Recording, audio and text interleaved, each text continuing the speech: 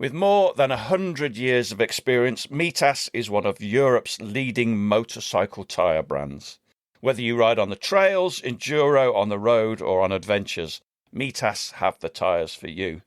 If they're good enough for the likes of Chris Birch and Paul Tarris, they're good enough for me and our Noel. For more information, go to mitas-moto.com. Go the distance with Mitas tyres. Hello and welcome to the Trail and Adventure Motorbike Podcast with me, Clive Barber, and my good mate, Noel Tom. For the days when you can't ride your bike, there's always the Trail and Adventure Motorbike Podcast.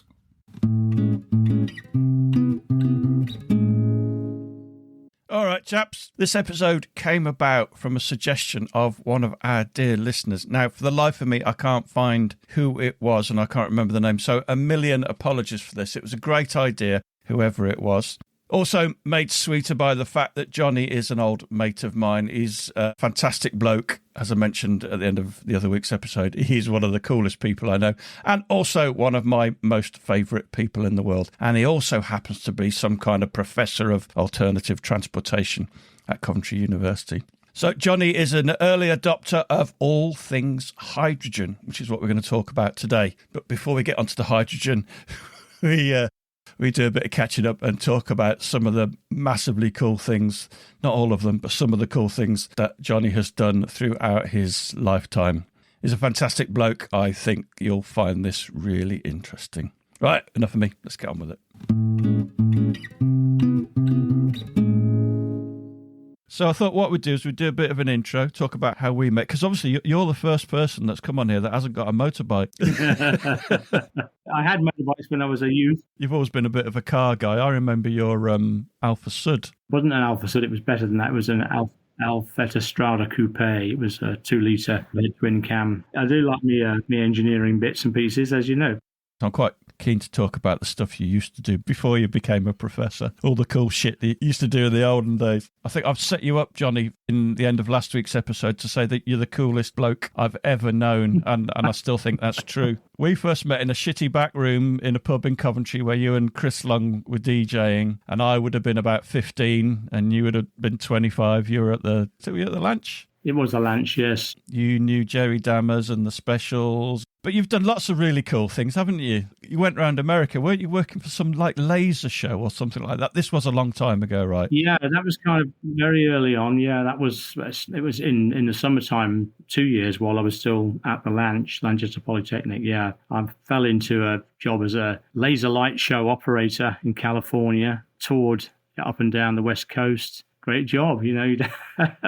We had a water-cooled laser, a great big one. You know, it wasn't just one of these little red lasers with a single colour. It was full white light, which we split with prisms. And we were on state fairgrounds going around with this. It was an inflatable dome building, which had to be erected first of all and then inflated. And then the laser went inside. And the laser was water-cooled. But always, where can you get water from on a fairground? Oh, it's going to be over there, about 400 yards away, was the toilet block. You'd run these hoses out to water cool the laser, and the water would come happily along. You'd switch it on very gradually because you mustn't switch them on and off too quickly, and then someone would flush the bloody loo and it would just all go clunk, you switch it off. But yeah, it was great, and touring around America, can't beat it really, can you? Just fell into that. But I enjoyed it so much the first summer, and I went back the second year. In fact, I tried to get a visa to join it more permanently, but it was very, very difficult to get a full or a green card or a visa at that time anyway. So, and I kind of gave up after, waiting around for a while. And the next time I ventured into America, I was on tour with the Specials. The Specials, for me, coming from Coventry, is like a pretty special band. Didn't you invent that long arm thing that the Talking Heads guy stole off you? Yeah, a sort of party piece. Extending arms are hidden inside a jacket, and then messing about to a piece of music like, These Arms of Mine by Otis Redding, and feeding these arms gradually out longer and longer in whatever ballroom or stage it was that year. And then David Byrne stole the idea off you. When I came back from the States, someone said to me, "You need some work because there's something going on with the Star Wars films." And I went down to a workshop in near Whitney in Oxfordshire, the job was making R2-D2 for The Empire Strikes Back and Return of the Jedi. That was the next piece of work, following on from the American thing. So, can I just stop you there? I just want to make this really clear for our listeners. My mate Johnny built the fucking R2-D2s for the original Star Wars films. How fucking cool is that? Empire Strikes Back and Return of the Jedi, we made eight R2-D2s for that, including the ones that Kenny Baker went inside, and also the remote control ones and the ones that you blew up and all that stuff. So, yeah. Who would have thought it, eh? So you actually had Kenny Baker actually sitting inside the actual R2-D2. Was he operating it? I had to lift him in for a fitting on one occasion, yeah. Obviously, there's not much room inside there. Surprisingly small. And I mean, he's a small guy, was a small guy. But it wasn't much room in there, but he managed to get down inside, and yeah. Anyway, this is not getting onto the hydrogen stuff. No, fuck hydrogen. This is far more interesting. You were quite into fiberglass, weren't you? Weren't you making body parts for cars and stuff like that, which is how you got into the R2-D2 thing? Yeah, I mean, in fact, the R2-D2 was a GRP, glass reinforced plastic thing, and most of that was made of epoxy or polyester resin molding. But following on from that, we did lots of plastic work for set design for Doctor Who, and then starting to go into motor racing. I think Tolman was probably the first team I worked for, and then I worked for March Engineering and also Williams F1 when they were at Didcot. I became a freelance kind of plastics kind of guy and did lots of stuff. And then more in the carbon side and the chassis work. Then you ended up at Coventry University. I did a postgrad and master's degree in computer graphics.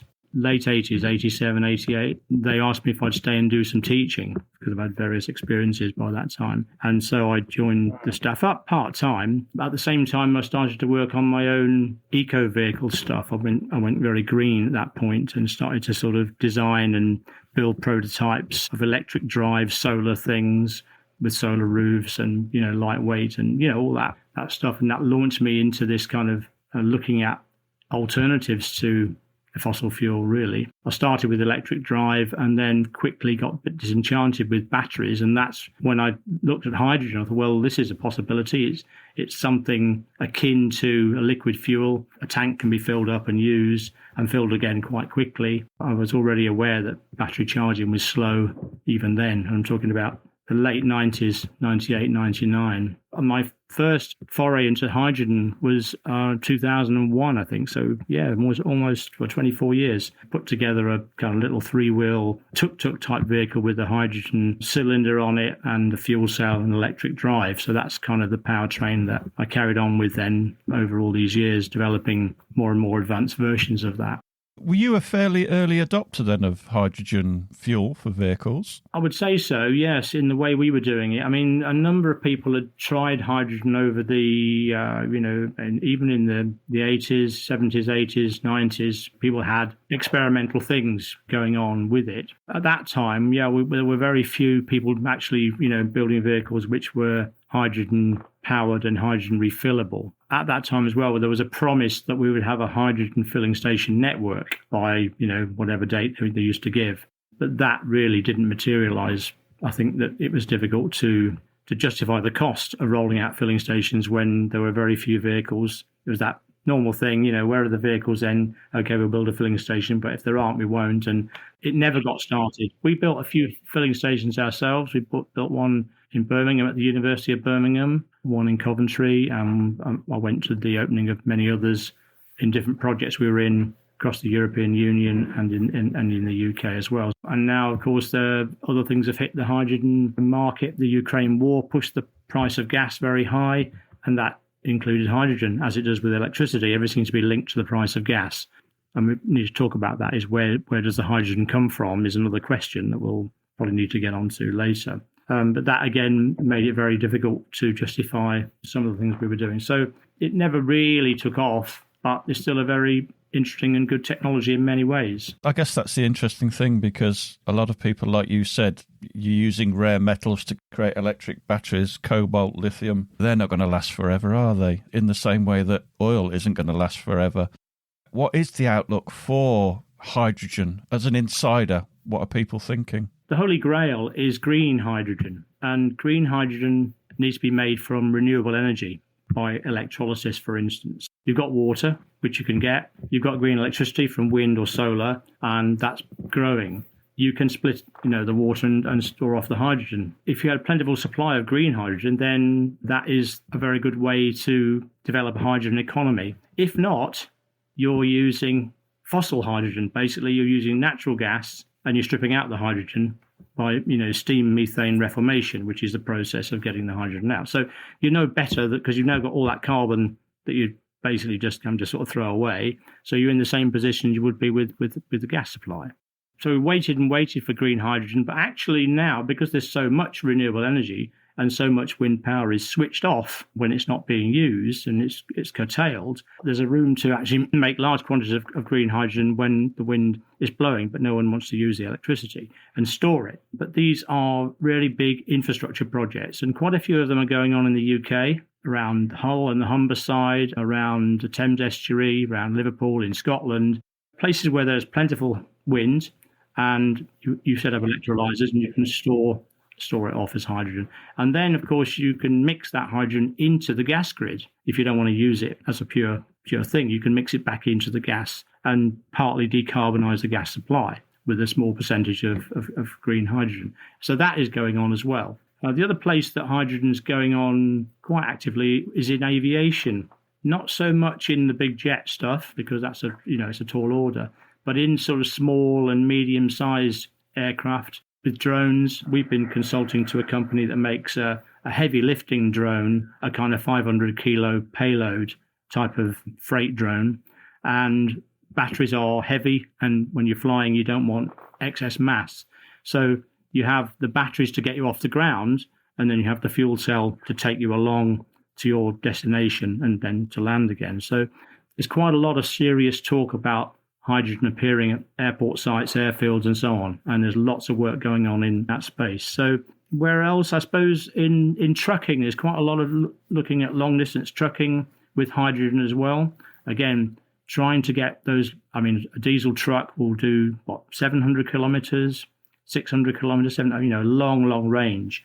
To try and get that with batteries is at the moment not feasible. With hydrogen, you can, as you said before, you can burn hydrogen in an engine if the engine's properly set up to do that. So you're using a lot of technology that's already known about. Engines are better known about than fuel cells, for instance, and engines are robust as well. So those are the areas where we might see things happening going forwards. Not so much in the private car. Kawasaki have just launched a version of their H2 motorcycle, which is an internal combustion engine. You've got two types of hydrogen power, haven't you? Would you tell us a little bit more about those? Yeah, you've got two types. Hydrogen is a flammable fuel. It's an energy carrier rather than a fuel, but it can act as a fuel. And you can feed hydrogen into an internal combustion engine with some adaptations. And new engines are being designed which are much more able to work with hydrogen, because hydrogen is a very lightweight gas. You don't get a very high compression. It's kind of thin, if you like. And so you need to have engines that are adapted to hydrogen. Now, people have used ordinary engines. Some people have been using hydrogen mixed with diesel as a blend, and that's a way of allowing the engine to carry on in its sort of diesel manifestation with a bit of hydrogen in there. Toyota have been developing new hydrogen engines. I'm sure Kawasaki have been if they're doing it for a bike as well. You're going to get specific engines built and designed to run hydrogen. With burning hydrogen, you still get some emissions. Totally clean drive is the fuel cell electric, because you're just turning the hydrogen and oxygen into water, and there's nothing else as an emission. That's kind of why I went that way. But I've got lots of colleagues and lots of other companies I know of in the hydrogen space who've been working on hydrogen combustion engine work and are doing quite well at it. It includes people like JCB, who've joined that group as well now.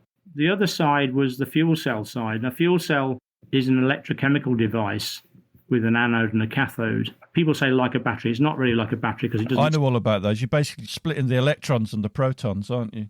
I have no fucking idea. I just saw that on the internet. Yeah, you've got an anode and cathode side. You're putting in hydrogen from your storage tank and oxygen from the air. There's a membrane there that allows the hydrogen to split and to bond with the oxygen to make water on the membrane in the proton exchange membrane fuel cell. In that process, it releases electrons, and so those electrons are all gathered up across many cells into a voltage that's usable, and on you go.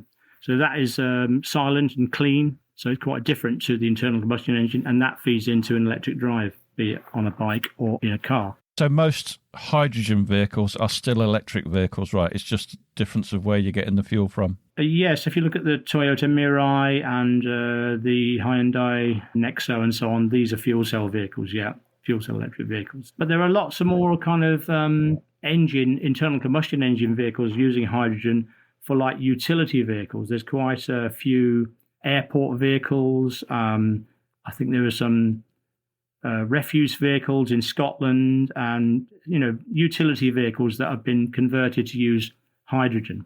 I mean, don't forget, you've got two parts to this equation. One is the hydrogen gas has got to be stored somewhere in a tank so it can be used. So you've got the hydrogen system, and the hydrogen system is the same whether it's for an internal combustion engine or a fuel cell.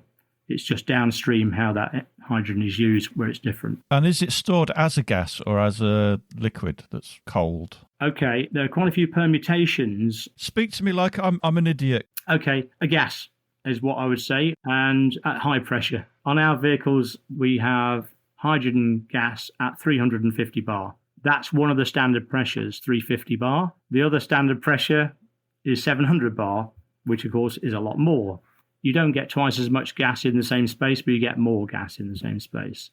Then there's cryogenic hydrogen, which for a long time I thought, well, that's really going to be too difficult to work with and dispense and everything else. But actually, I talked about trucks, and there are some companies developing cryogenic tanks for trucks. In fact, they are cryo-compressed, so a combination of very cold and compression, get more gas into the same space. Because that's the key thing. It's not like just pumping some diesel or petrol, which is put it in a petrol can and go. And you can't put hydrogen in a petrol can and carry it around and tip it in and fill up your bike or your car. It doesn't work like that. It has to be in a sealed container. The storage tanks are very, very serious. They are wound carbon fiber with aluminium liners, and they are armor-piercing, bulletproof. Is the famous thing we always say about them, because safety is paramount. That's one of the things you hear people talking about, is that it's really difficult to store. But presumably, petrol tanks are just metal tanks, aren't they, with a highly flammable liquid? But as long as you make the tank thicker and stronger. It's what my dad used to do, Johnny. He used to basically go and inspect welds on pressure vessels for the oil industry. Oh, really? Didn't know that. Check those things weren't going to explode, yeah. I mean, hydrogen actually has been used in industry since it was discovered. I mean, you can go back all the way. In fact, funnily enough, in the summer, I went on holiday. I was in Germany, and I stayed in a hotel, which was the birthplace of Count Ferdinand Graf von Zeppelin, of the Zeppelin airship fame. That didn't end well. So there was a picture of him on the wall with this sort of with a spiky helmet on. Don't get too close to the airship with that. That all ended in tears, didn't it? But I mean, that's putting it in a sort of sloppy canvas bag, for whatever reason. So they learned about that. But hydrogen is used in industry. I mean, 70 million tons of hydrogen are used annually across the world. So we're not talking about, stuff that's not known about. It's just not known about at home or with the amateur bike rider or, kit car builder. It's handled all over the world in large quantities. It's stored, it's used in industry all over. It's just a question of how does that transfer to your more ordinary scenario, like your bike track or your petrol station. You touched upon it earlier, though. The infrastructure also needs to be there. And in some ways, we're really struggling with the infrastructure for electric vehicles still, even though there's something like 400,000 electric vehicles on the road, which account for something like 20% of current new car sales. I had a friend who ended up hiring an electric car, and he had to travel from sort of Sussex up to Scotland and back, and he was spitting feathers because he just couldn't find anywhere to charge this bloody car that he ended up spending about 750 quid to hire because they fucked him over at the airport. I read somewhere there are currently 15, I mean, this might be odd information now, 15 hydrogen refilling stations, but only 6 of which are actually open to the public at the moment.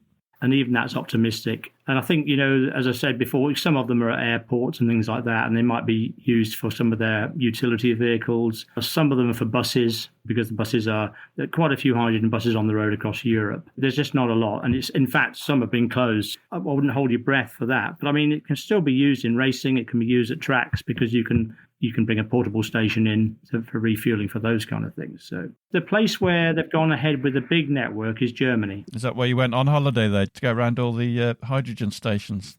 Tick them off on your little book. We did. Photograph, yeah.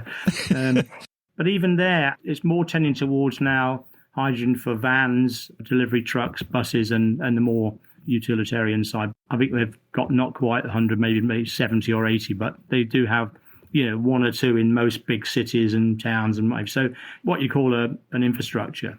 They decided, well, someone's got to do either fund the infrastructure to see if anything could be made of it. Will vehicles come? But it's still an experimenting process. It's sounding like there's actually a lot more hydrogen vehicles than I thought there were. Two available commercially with the Toyota and the Hyundai, which presumably hardly anybody is buying because you've got nowhere to fill them up, certainly in the UK, but maybe that's different elsewhere. In Paris, they had a fleet of Toyotas as taxis, for instance, so they put 50 down, and once you've got 50, you can have a hydrogen filling station. It kind of makes a bit of sense.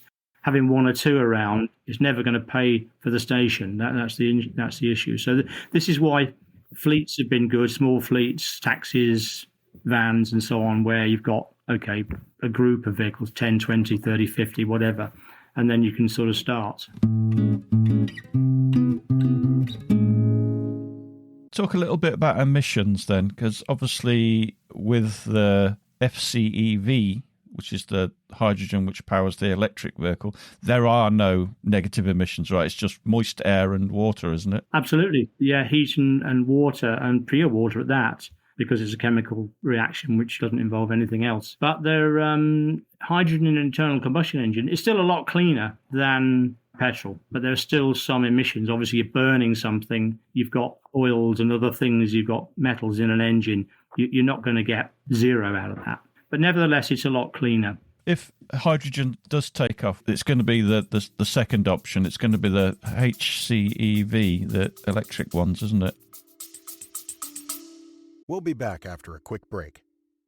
Today's exciting episode is brought to you by Adventure Specs Super Shirt 2.0. 2.0? Yep, it's a new version. It's got the flow armour, which is a lot more breathable, and yet it's still CE AA rated. So it gives you both impact protection and abrasion resistance. It's an absolute game changer. It is actually, because you completely forget you've got it on. The armour's really soft. I even find myself checking to see if I've actually remembered to put it on sometimes. It still feels wrong, doesn't it? Yeah, it does. But it's the first thing I put on for all motorcycling activities, basically. I even wore it and you mocked me when we were doing some trials practice. Thank God you were wearing it that day, because I don't think you'd be with us today if you hadn't been wearing it when you got on the trials bike. It wasn't that bad. It's even been crash tested on an actual human, which I don't think any other garment has ever been tested that way. They threw a man down a runway wearing one, didn't they? It's actually quite scary to watch, but he came away unscathed, which is pretty good news. What do you wear over the top of yours? Well, I'm a bit of a hipster, so it's usually a check shirt and a very long beard. Just something to hide the coffee stains? Yes, the very rare blend espressos that I normally drink. Nice.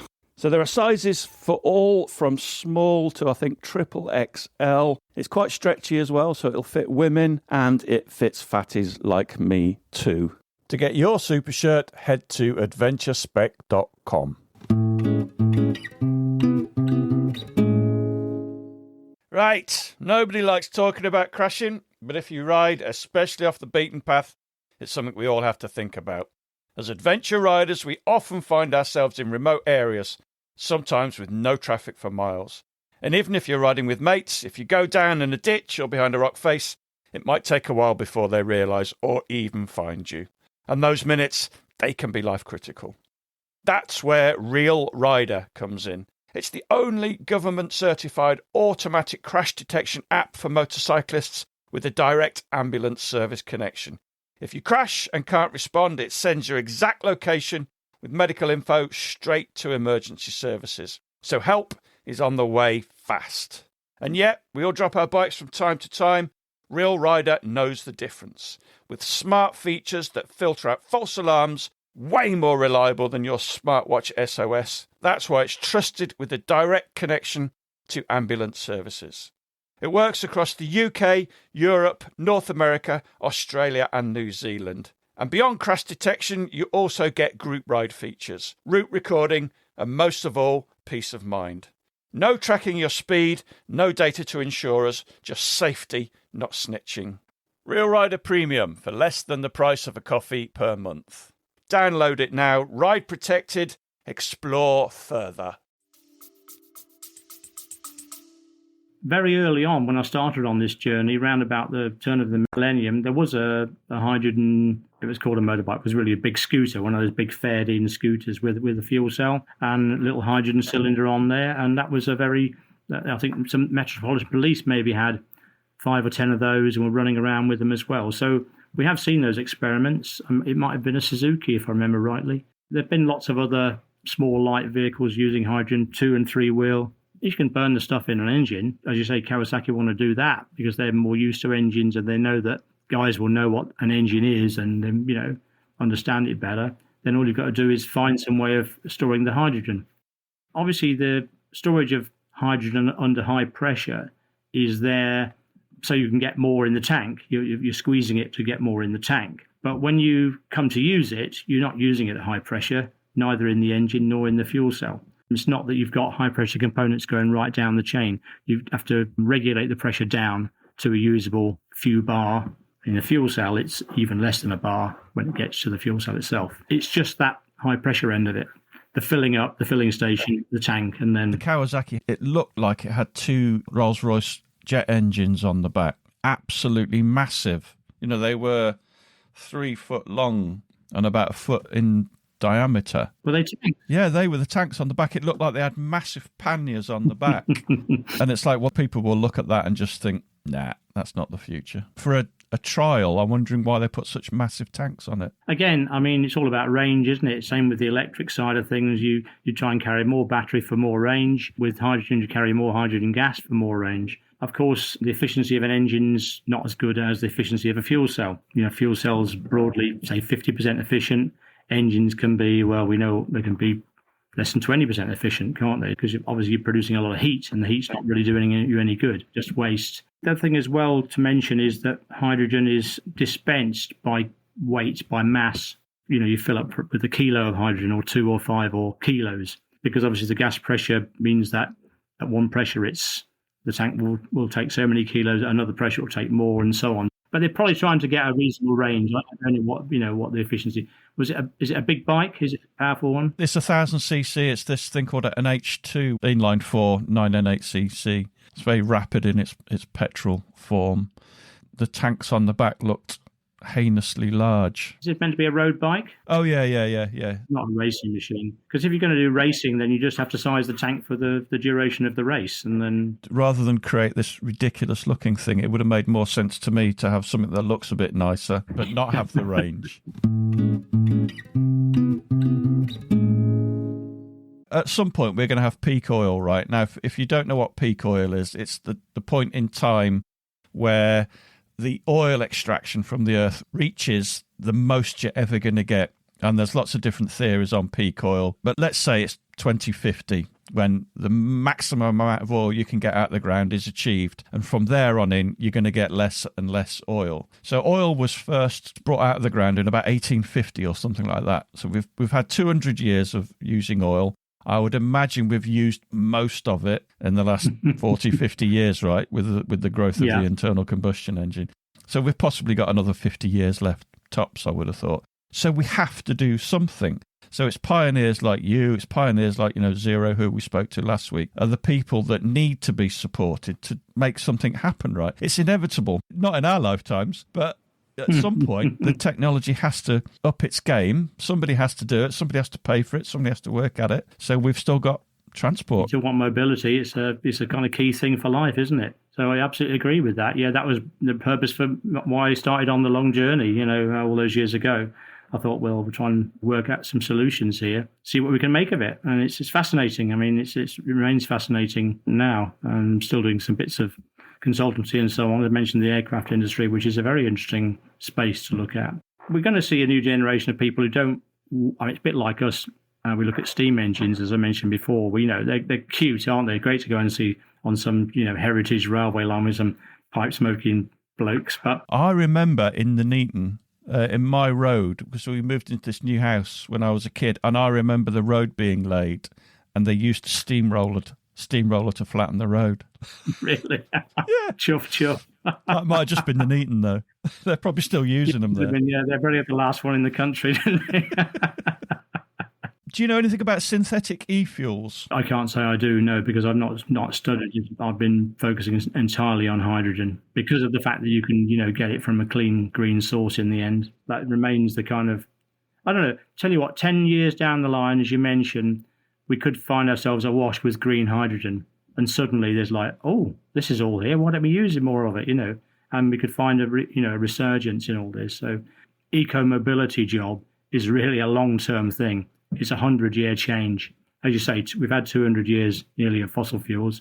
We're going to have at least many 100 years of these other things. So the experimenters have been going on for some decades, but there are many more decades of it to go. Technology is insane as well, the way it works. I worked for a company that did telecoms training. And I remember with the invention of 4G, so I don't know much about it, but the little that I do know about it, when 4G came about, which basically revolutionized the amount of data you could get on your phone, it was just a software change. And it was that packaging of the zeros and the ones. I don't even know what they did, but they basically did something miraculous with that, which basically means you got an awful lot more data. So instead of waiting for a page to appear on your Samsung, it's just there straight away. And that was purely a software change. So there's no hardware, no additional hardware needed. So which is why 4G was a relatively easy rollout. And I'm guessing at some point, some bright spark will do that with the technology we're talking about now.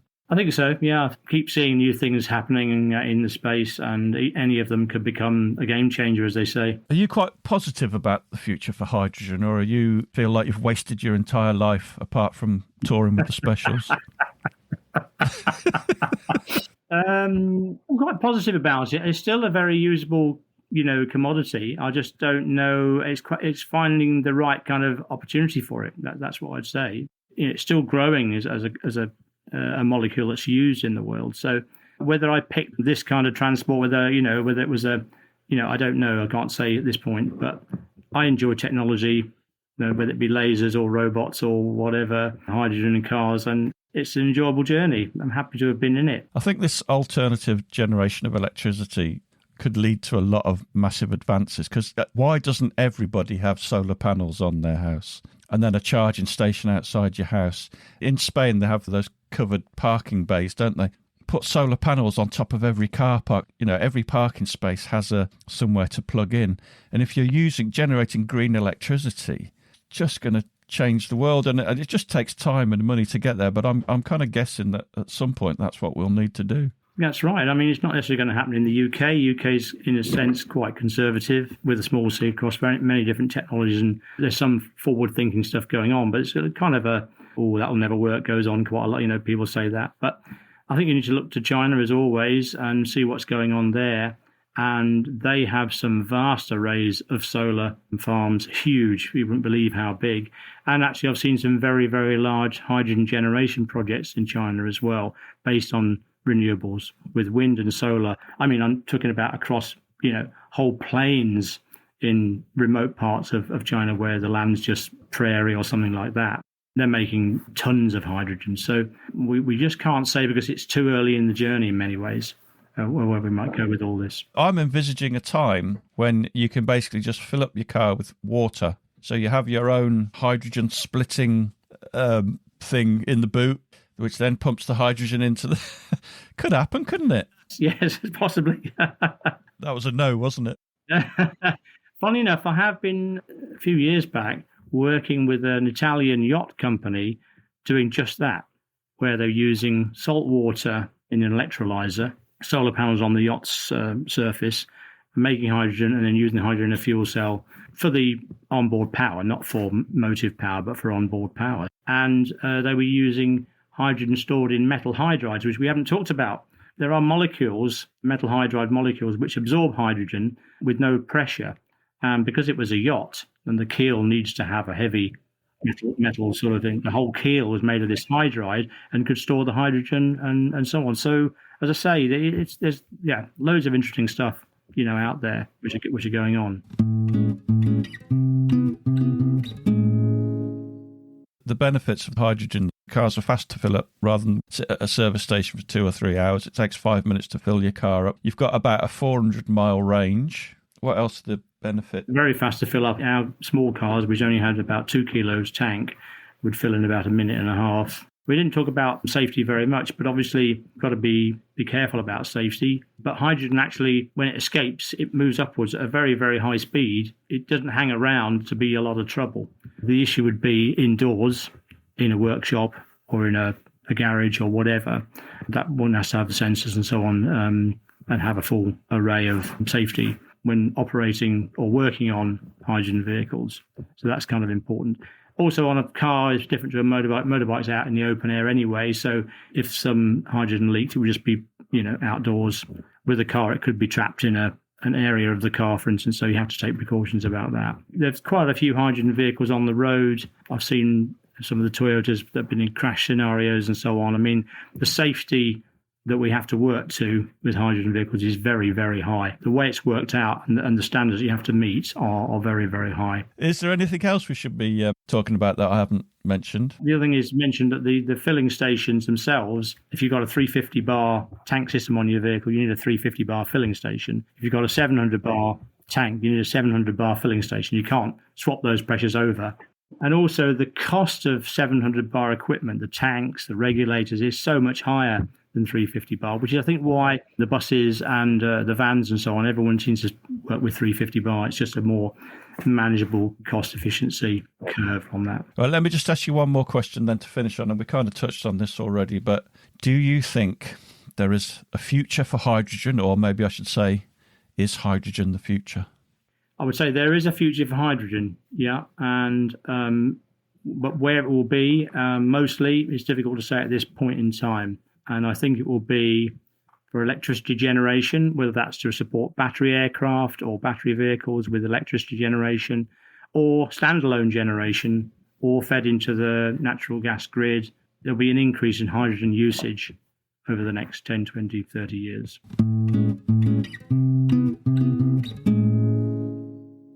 See, I told you, if you know anybody cooler than that, let me know and we'll get them on the podcast, but it's impossible.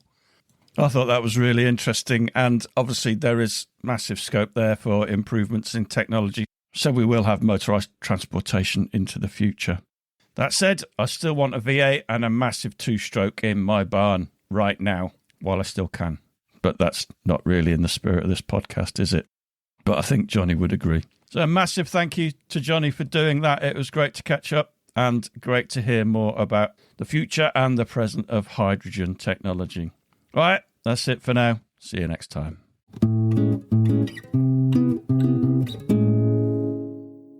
Thanks for listening. We really do appreciate it. You can follow us on Facebook and Instagram. And if you really appreciate what we do, please consider supporting us on either Patreon or Buy Me a Coffee. Links are available on our website, tampodcast.com, where you can also go to our store, that's a shop in English, and buy some branded stuff. Please keep listening and, more importantly, spreading the word.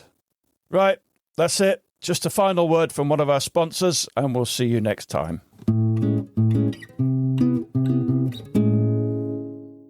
Are you heading out on an adventure?